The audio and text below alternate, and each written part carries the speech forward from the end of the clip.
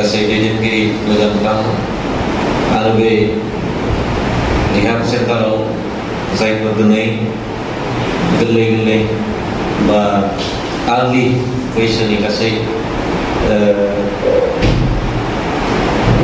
आंनि जे बियादै बा फंबायनि समाननि गासै नोंथांमोन गिबियावनो एमएलए फरामाव एक्सेन्टनि बेनि जानानै सानजौफुनि बयनिसिमबो गाहाम हामलायनाय जासिग्रोबाय जेनिखि दिनैनि जे हाबाफारिनि गेजेरजों नोंथांमोनखौ दिनै बे जायगायाव मानि थाखाय नोंथांमोना थानांगोन बेनि सोमोन्दै नोंथांमोनखौ गुवारै बोसोन होबाय आरो बेनिफ्राय मुक्त जानांगौब्ला बे नोंथांमोननि गाज्रि हेबिटनिफ्राय मुक्त जानांगौब्ला दिनै मा दिनै गावखौनो सोलायनाय लाबोनांगौ बे बाथ्राखौ बुंथिनानै लांबाय दा जेनिखि बे सेन्टाराव जोङो फैनानै नुफैबाय गासै जे बेयाव थानायखिनिया माने खम बैसोनि नङा होमबा माने खम बैसोनि नोंथांमोना मोनसे बे बैसोआव माने गाव गावनि भिजनखौ लानानै फिउचाराव मा मावगोन बेनि मोनसे दिनै बे बैसोआ दिनै बैसोआ दिनै थांबाय थागोन समा दिनै थांबाय थागोन आरो बेखिनि समाव दिनै गावनि जिउखौ दानायनि मोनसे बैसो नङा होमबा आरो बे समाव मोनसे दिनै गाज्रि हुदा गाज्रि मोनसे बेसाद लानानै मोनसे गावनि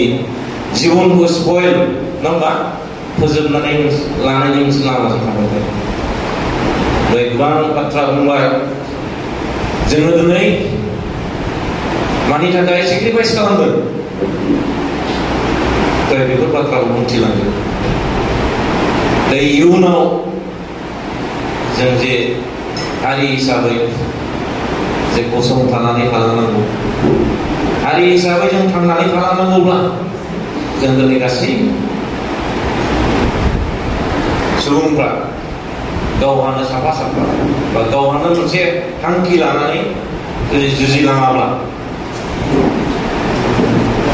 जों दिनै हारि हिसाबै थांनानै थानांगौ मुस्किल दा जायनि थाखाय दिनै रिभलुसन खालामदों जायनि थाखाय जांख्रिखांदों आरो जांख्रिखांनायनि उनाव दिनै जोङो दिनै मुक्त जानो हायाखै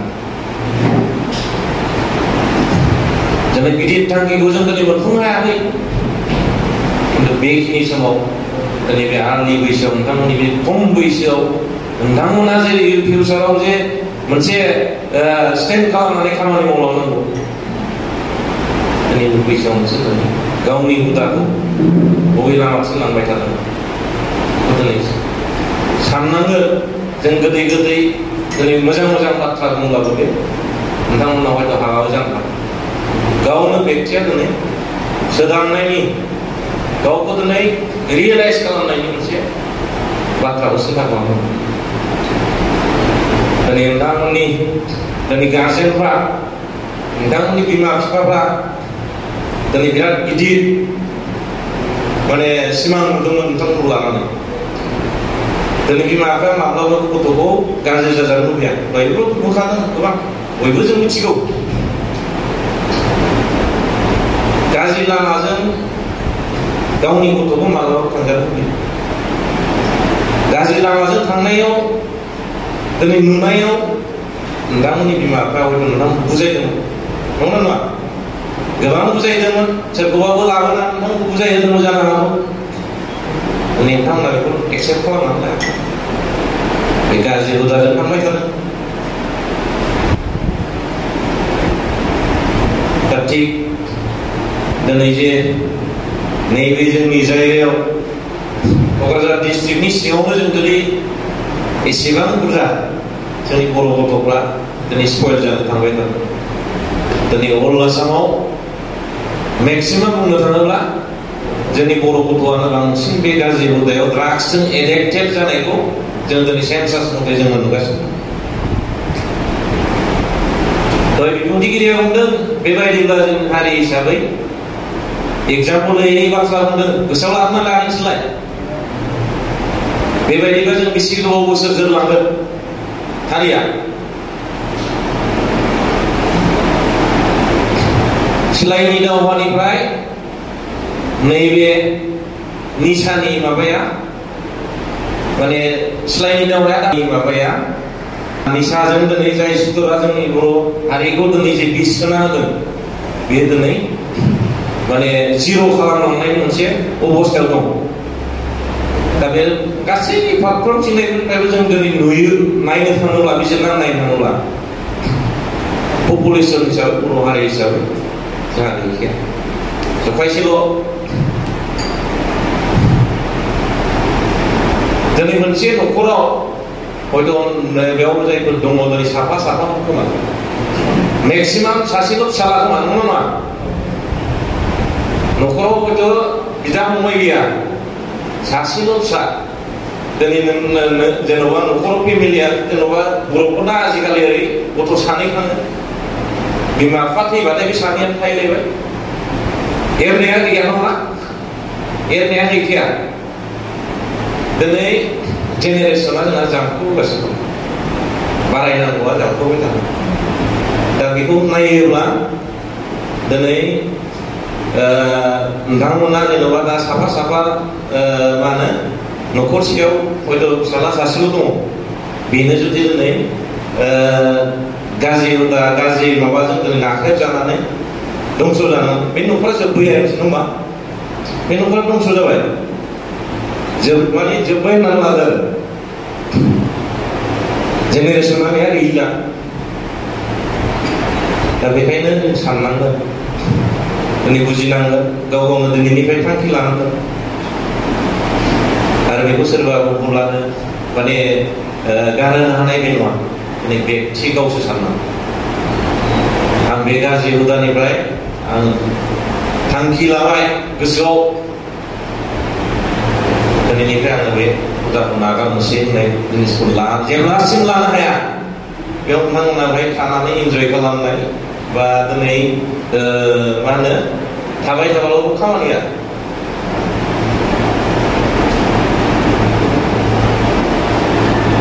दा आसल गावनि गोसोआ थिग जानांगौ आरो एग्जाम्पल दहाय बुंदों गोबां ड्राग्स एडिक्टेड दङमोन जेन'बा जायफ्रा दिनै खुनु मोनसे फिउचारखौनो नुहुराखिसैमोन जाय न'खरखौ दिनै मोनसे गावनि गोसोखौ रियेलाइज खालामनानै गसंथानानै थांखि लानानै मोजाङाव फैनाय बहुद एग्जाम्पल नोंसोरबो हानांगोन दिनै हागोन हाया हा मोनसे भिजन ला थांखि ला नोंसिनि बैसोआ दिनैसिम मा होनो खम बैसो दिनै मेक्सिमाम साननो थाङोबा माने 18-19 बैसोआनो जेबो जायाखै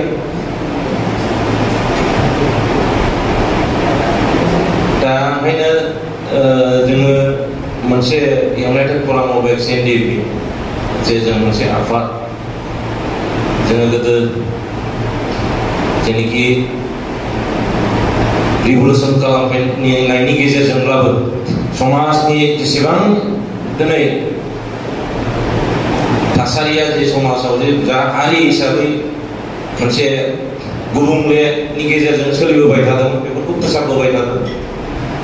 आरो दिनै रिभलुसन खालामनायनि गेजेरजोंनो गोबां गामि जों बे एवारनेस हाबाफारिनि गेजेरजों सोलायहोबोनो हादों आरो गोबां मोनसे थासारिफ्रा मोजाङाव फैदोंमोन खिन्थु दिनै जोङो जेब्ला रिभलुसनखौ जेब्ला नैबे 2020नि गेजेराव जेब्ला फोजोबो अब्लानि उननिफ्राय जोंनि ओनसोलफ्राव जोंनि गामि ओनसोलफ्राव जोंनि जे गुबुन जायगाफ्राव जोंनि जे एक्टिभिटिसआ जेब्लानिफ्राय जोबदों अब्लानिफ्राय गाज्रि हुदा गाज्रि मोनसे एन्टि ससियेल एक्टिभिटिसफ्रा बारायबोबाय थादों दा बेफोरखौ नोजोर बोनानै जों मोनसे जोंनि गेजेराव अल आसामाव मोनसे मोनफ्रोमबो जिल्लायाव जों दिनै बे इउनाइटेड फराम अफ एक्स एनडिएफबि बे प्लेटफर्मखौ बानायनायनि उनाव बेफोर गासै जेंनाफोरनि सायाव जों दिनै एवारनेस बा खामानिखौ मावबाय थादों जेरावनो माने माबा खोनादों बेयावनो जों दिनै बाहागो लादों दिनै जेब्लासिम इउनाइटेड फराम अफ एक्स.एन.डि.पि.आ थाबाय थागोन अब्लासिम जोंनि समाजनि बा ससियेल वार्कखौ जों खालामलांबाय थागोन आरो थिग नोंथांमोनाबो दिनै नैबे रिहाब सेन्टारनिफ्राय जे मुक्ति जागोन अब्लानिफ्राय जोंजोंबो नोंथांमोना बाहागो लानांगोन आरो बेफोरनि माबायाव दिनै नोंथांमोना हयथ' प्रेक्टिकेल हिसाबै नोंथांमोना बै एवारनेसफ्राव बाहागो लानानै खोथा बुङोब्ला जथेस्थ' जोंनि थासारिफ्रा मोजाङाव फैगोन जेनेरेसना मोजाङाव फैगोन बेखौ नोंथांमोना दिनै गोसोआव ला दा आङो बारा गोलाव बाथ्राखौ बुंला गोबां बोसोन होलांबाय बे बोसोनफोरखौ गोसोआव लादोंना लायाखै लादोंना लायाखै दिनै नोंथांमोननि गार्जेनफ्रा हयथ' बेहाय रावबो मा होनो बेयाव थाफैनाय गार्जेनफोरा दिनै रावबो हयथ' गरिब नङा खोमा नङा मोजां न'खरनि जाजोबनो हागौ नोंथांमोना सिन्था खालाम जेनेरेसनखौ दैदेननांगौआ नोंथांमोननि नैबे दा प्रेजेन्ट जायफ्रा दिनै जाखांफुनाय नोंथांमोना दैदेन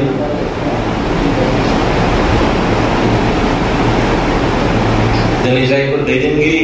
जायफोर दिनै समाजखौ लानानै खामानि मावबाय थानाय दैदेनगिरिफ्रा दिनै थैलांगोन दिनै बै फैगौ जेनेरेसन जायफोर दिनै जाखांफुनाय जोंनि सेंग्राफ्रा दिनै दायित्व दा बेफोर थिंकिंफ्रा थानांगोन नोंसिनाव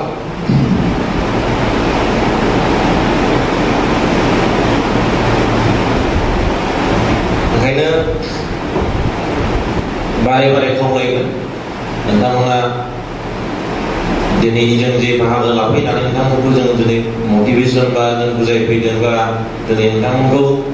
मोनसे मा होनो सोलायनायनि बाथ्रा बुंफैदों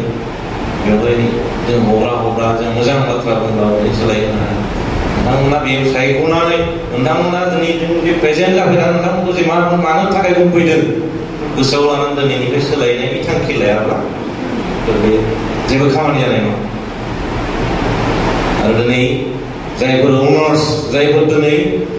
नैबे सेन्टारखौ सामलायदों बिथांमोननिसिम आं बिराद मोजां मोनसे साबायखर बावदों बिथांमोना जे मोनसे इनिशिएटिभ लानानै जोंनि ओनसोलाव जायफोर दिनै बे ड्राग्सजों एडिक्टेड जानाय ड्राग्सजों जे गोग्लैसोनानै थानाय मानसिफोरखौ दिनै बोखांनो नागिरदों मुक्त खालामनानै दिनै बिथांमोनखौ जोङो अरायबो जों सापर्ट खालामो